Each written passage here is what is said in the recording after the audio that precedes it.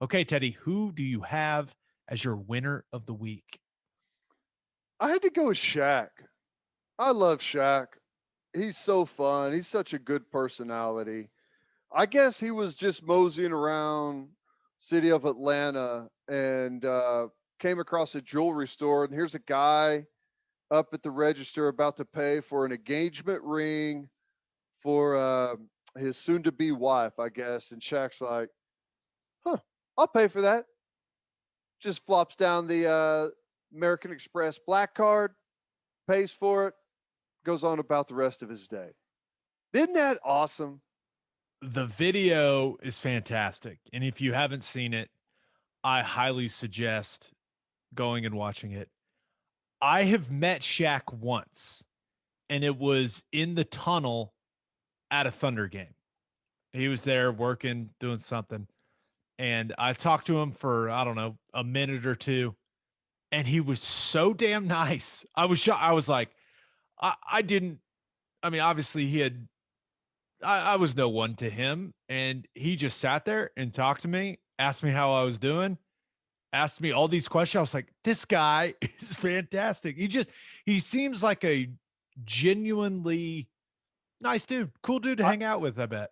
I've never seen him in person, but He's huge, that's what I was bro. about to say. So Huge. there are there's big guys. There's like I mean, uh, we've had tackle Orlando Brown 6'7", 350 pounds.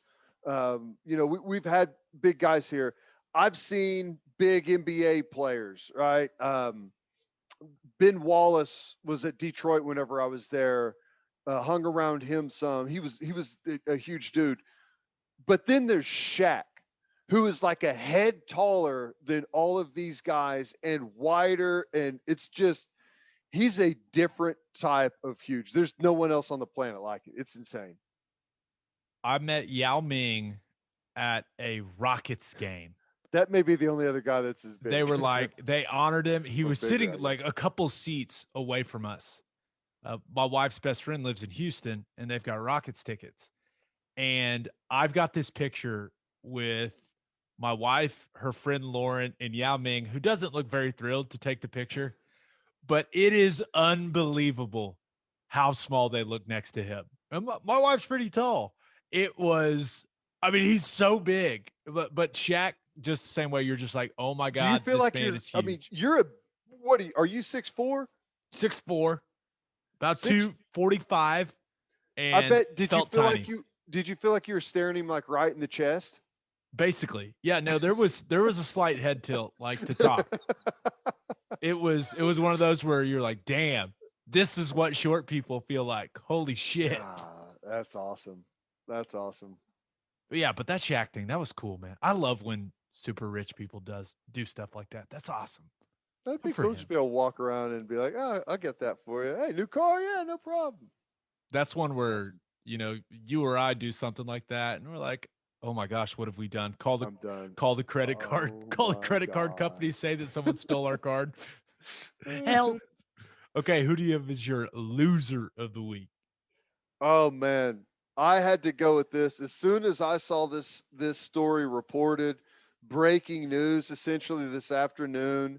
A high level radio personnel was on with Vital from Baylor, and he dished a bit on what was the motivation going into the game.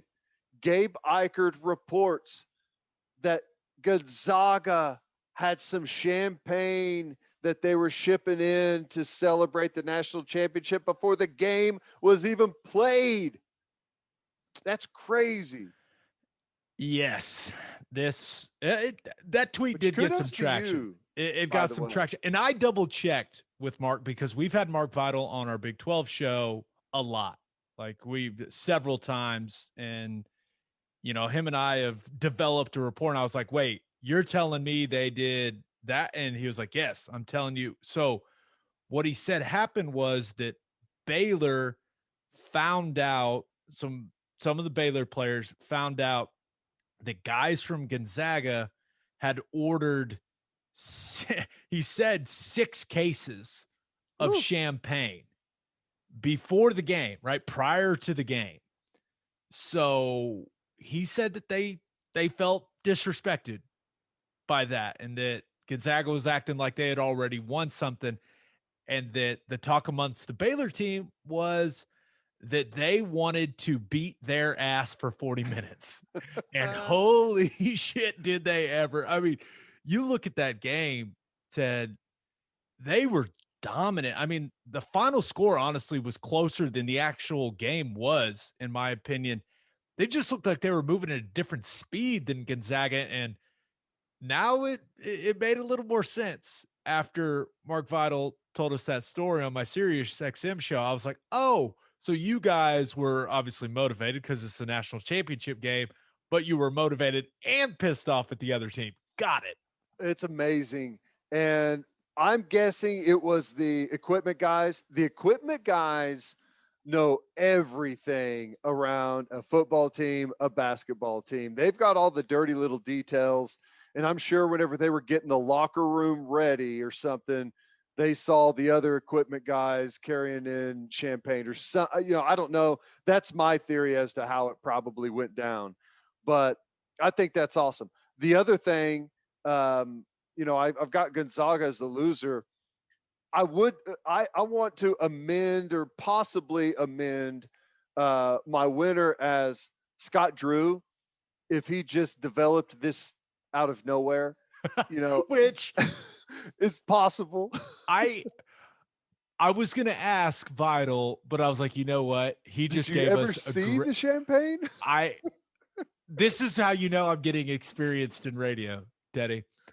He said it, and I was like, wait, you're telling me that happened? He's like, yeah, bro, it happened. And I was like, okay, I'm not going to ask him any more questions about it because this is a We great don't want to audio ruin it. clip Right. that we can use. So I was like, you know what? I'm not going to ask him who told him. I'm not going to ask him if he ever saw the champagne. Like, was it a Gonzaga player that said something to you guys? Like, give me some more details. I was like, nope, I'm not going any deeper. I'm rolling with what the man said.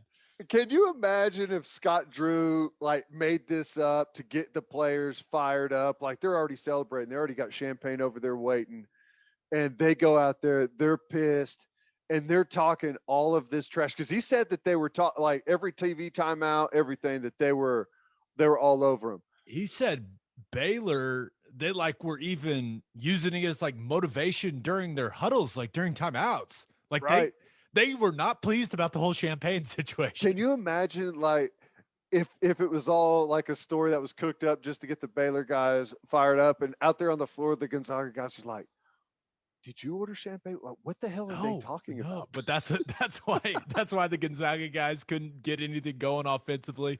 They're just like all so confused. It's Why like do they keep champagne. talking about champagne? Like what?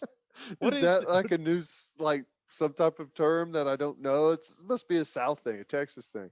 yeah, No, I thought that was great, but dude, Baylor, I mean, legit. They just prevented Gonzaga from getting anything easy mhm, offensively. And I compared it to this when I was watching the game with my wife, Ted.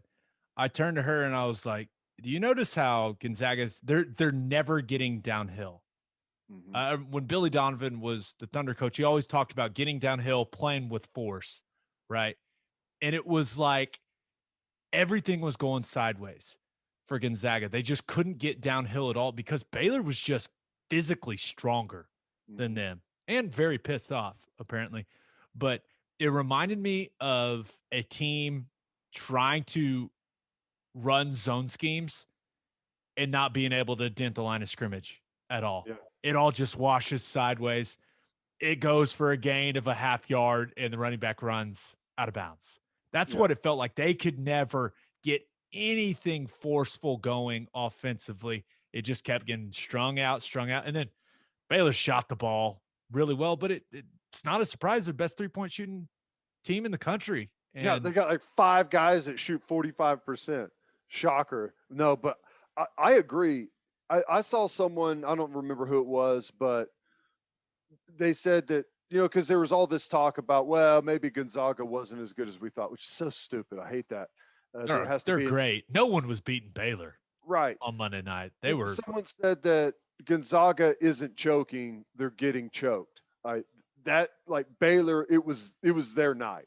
That's That's intense. yeah. I mean, that's how it was. They were aggressive. I mean, when Gonzaga cut it to like 13, it's like, okay, hey, they may be in this thing. It's 13 points with like, I don't know, 6 or 7 minutes to go, and Baylor's showing no signs of slowing down. That's whenever you know that they're playing at an unbelievable level. So, dude, kudos to Scott Drew. What he's done with that program is it's it's amazing. It was really fun to watch. They just run that simple pick and roll action, get the mismatch they wanted, and then whether it was Davion Mitchell or Jared Butler or Maceo Teague, they were just like, "All right, here we go. Here's the bag of tricks. Yeah, up, sidestep, step back," Mhm. and they were just, "Oh, I'll blow by it." It was fun to watch, man. That kind of an NBA feel when it came to how they attacked them offensively, and Well, then typically you would check out of a game like that, but because of how good Gonzaga can score, even though it wasn't going to be their night and it felt that way, but there was always the hope of, well, hey, this number one offense in the country, if they catch a little run here, get some turnovers, have a couple of things happen, hit some big buckets, it wouldn't take a whole lot for them to get right back in this thing and have a chance, maybe to get it to within 5 or 7 with 2 minutes to go and see what happens. But man, Baylor would not allow that. yeah, and Gonzaga was a fantastic team. That was a really, really impressive season that they should be proud of. But they got a thorough Mm. ass kicking in that game. It's just, I Brutal. mean, it's what happened. Okay, for my winner of the week, thought about going with Sam Darnold, right? Gets a fresh start there in Carolina with the Panthers. Panthers really didn't have to give up that much for him, right? A couple picks. And the Panthers social media team is already killing it for him. If you haven't seen those videos, go check them out. I think Sam Darnold's going to be. I think he's going to be good there. I think he's a good quarterback. Sam Darnold with Matt Rule. And I know everyone's talking about Joe Brady, and Joe Brady is a fantastic coordinator, right? I get that. But him being around someone like Matt Rule is going to do him so much good. I got to interview Matt all the time when he was at Baylor. He has an infectious personality. I would say it's constantly like keeping people accountable while building them up. It's fantastic. I think it's going to be great for his career. I really do. I also thought about going with Tom Brady, as if this guy didn't have enough stuff going well for him. He's launching an NFT, non fungible token for anyone not paying attention, platform that will help launch a bunch of, it will help a bunch of famous people develop digital collectibles with like creators. I'm sure it'll make those Just what people a they ton of need. money. More Yeah, they money. more money. Yeah. I mean, I'm sure Tom Brady's going to make a killing off that. But my winner of the week, Porter Moser. Ted, you talk about winning a press conference. Man, said all the right things, did it with some serious energy, made it clear that he wants to enhance Oklahoma basketball and that starts with enhancing the roster. And he's certainly embracing the challenge of getting students to come to the games. He wants to fill the Lloyd Noble Center. Now, hey, And it not just at home, on the road too. He's talking about renting out the booze cruise bus on the way to Stillwater, wherever. I love that. He was like, I'm Let's gonna have get to on get one more of those buses. buses. I'm gonna have to get more buses. I did it That's great. Loyola, but there's more students here. I mean, I loved this guy's energy. I loved what he was saying. It sounds like he's gonna do whatever it takes to get students out, to get the fan base out. He mentioned some of the stuff he said about the players. I really liked. He said he wants two-way players. Well, it, I'm not sure I've ever heard a coach just come out and say that, because like two-way player is now this term, right? He talked about it, but he's like, yeah, I want two-way players. I want all my guys to be two-way players. He talked about how defense creates offense and how they can get out and run. I think that had a lot of people excited. Well, what I think is interesting is any question about the defense and how good his Loyola teams were defensively. He pushes back instantly. He doesn't want to be known as a defensive team.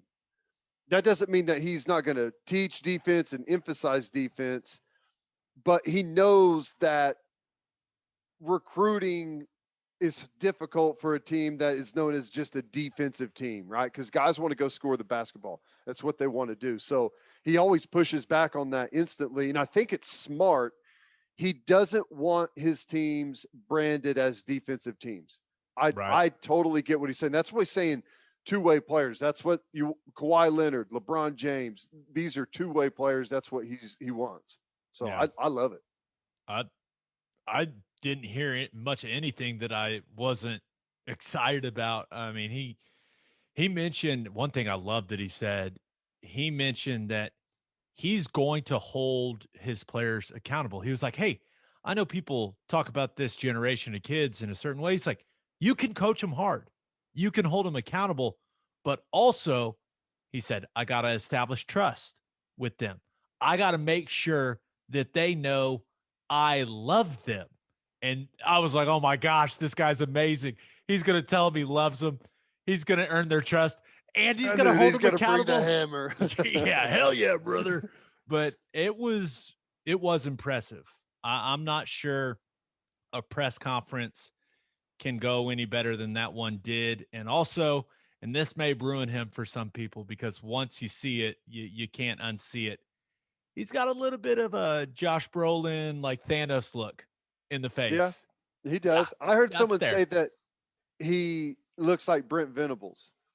And I think it's kind of the shape of the forehead, I guess. I don't know, but he's got a unique look to him. But here's the thing: it's gonna be way different than it was with Lon Kruger. Not to say that that's a like Lon Kruger was doing it wrong. It's just going to be different. You know, he's just going to have a different demeanor. There's going to be like a little bit different, sideline's going to be different. I kind of just want to get drunk with him. Is that weird? Like he puts out, I have no idea. I assume he's Catholic with all those kids he's got. He's from Chicago. I'm just assuming things here, but he seems like he'd be a good time. I'm just saying. Seltzer guy, you think, or no? We'll make him one. That's for sure. But I was really impressed. I was really impressed. So it's gonna be interesting to see how he recruits.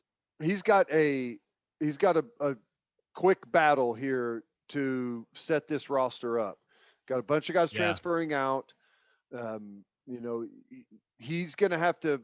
He's got a little bit different scheme or style, I guess I should say. Gonna have to get a big guy in, true big guy. Set this roster up. He's gonna be a bumpy road early, but I'm excited to see what happens. So far, I guess he couldn't verify anything, but it sounds to me like he's putting together a really good staff. Yeah, I kind of love the mystery. It's like, I'm telling you, I can't tell you, but I'm telling you, it's gonna be good. It's gonna be good. So, I think we're all excited for the Porter Moser era. I will say this: sound bites are going to be better than Lon. My man Lon was great. He was fantastic. He was a straight shooter. A little short with the answers. Not always the most energetic guy. It seems like Moser is going to be he's going to be fun to cover. That's for sure. Okay, my loser of the week. Thought about going with Brandon Marshall, the former NFL wide receiver. I've said this multiple times this episode, but if you haven't seen the video of him talking about NBA contracts, please go find it. Now, I respect the man's passion, Teddy. I really do. I'm all for that. You need to stand up for what you believe in. But it was pretty obvious he just didn't know how NBA contracts work. What did he say? He was like, only 4 guys on the NBA roster have guaranteed contracts. And I was like, that's not correct. Actually, what is it? Every single person in the NBA except for even the 10-day contracts are guaranteed. I think they expire after 10 days, but they're guaranteed. Right. I think there's only like 30 guys that are on non-guaranteed deals, right? Yeah, and then after a certain point, at a certain point in time, they become guaranteed. Yeah. So, he was a little off. I mean, but he was passionate. He was passionate. We all have that friend, right? That's the Completely wrong, but critical. just yells it. You know what I'm saying? Just like, it's wrong. And you're just like, oh, I'm not And going to if you say don't anything. have that friend, you are that guy, right? Yeah. If you can't pinpoint the friend, then it's you. I don't have one of those in my friend group. It's you. But my loser of the week, and this is kind of, a heavy subject, but I feel like we got to talk about it at this point. I mean, Deshaun Watson, right? And we're all about innocent until proven guilty. And I always like to wait for all the facts to come out before passing judgment on someone. But dang, man, I mean, it's up to 22 civil lawsuits against him. Two of the women spoke publicly this week. And if you saw those comments or saw those videos, it was heartbreaking. It Yep. was intense, emotional, I mean, traumatic stuff.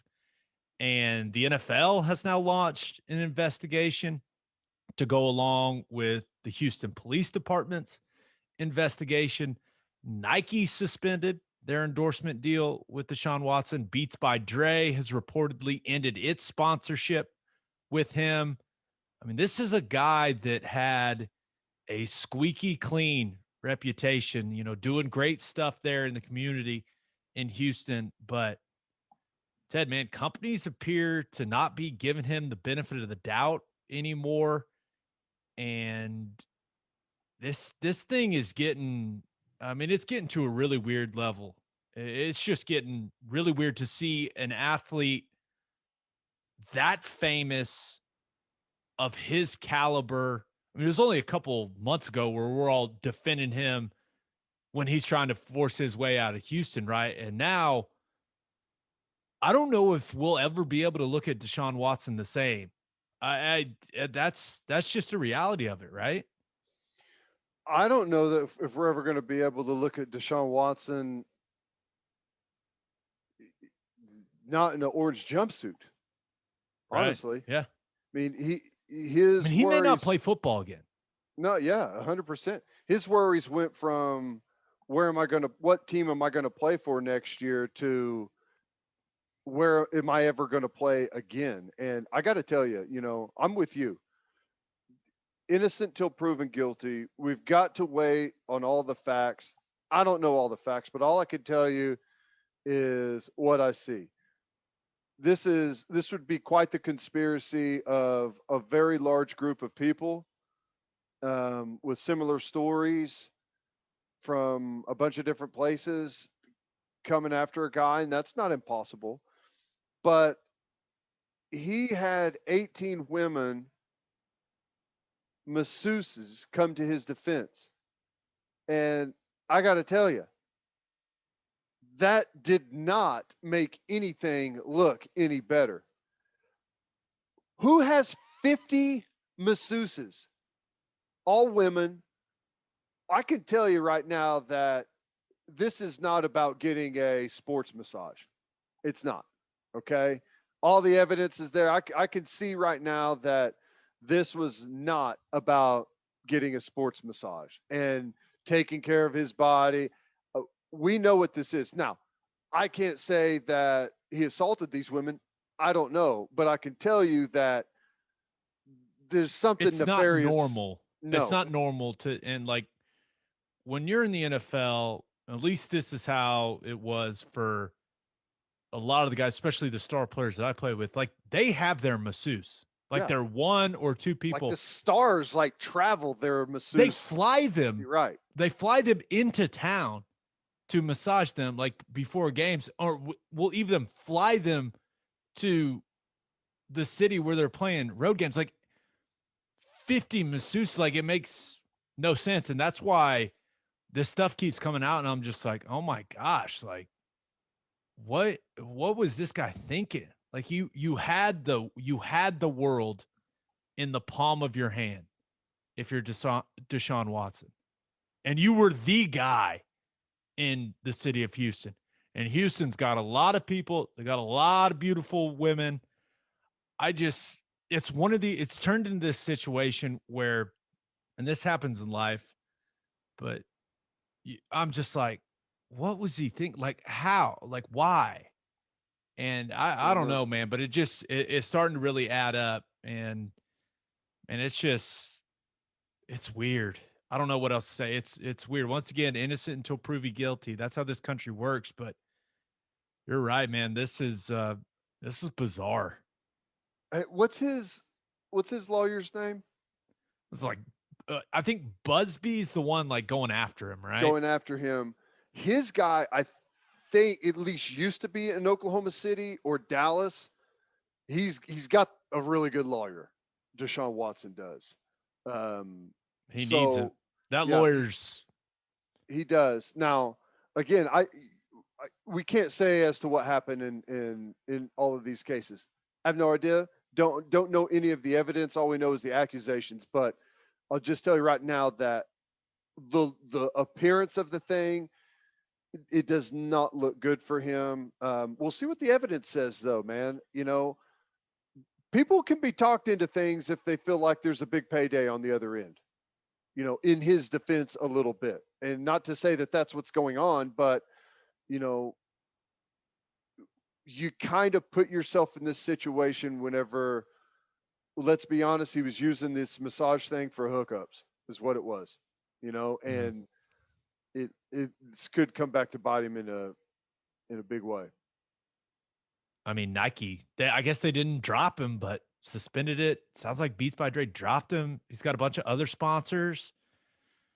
Man, If if these if these accusations are true, and you know these lawsuits, I don't know what the, if it's found and there's the evidence against him is strong and they've got a great case against him.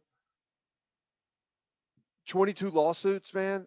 We're talking, he's not going to have any money left. yeah, man, it's just weird. It's weird. It's like this giant story that people are kind of walking on eggshells around because you want to know all the facts, and he's got such a great reputation. But now it's to the point where you just, I mean, I feel like people got to start talking about it a little more. I don't know. I really didn't want to go down that road, but I just thought it was important to talk about, Ted. Well, Okay. here's what's crazy is he's a superstar. Yeah.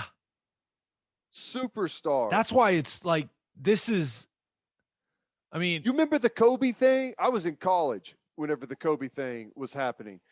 And I don't remember everything about it, but that was like a hotel room. It's just, this is 22 of Kobe's thing, you know? yeah, it's just, I mean, it's crazy.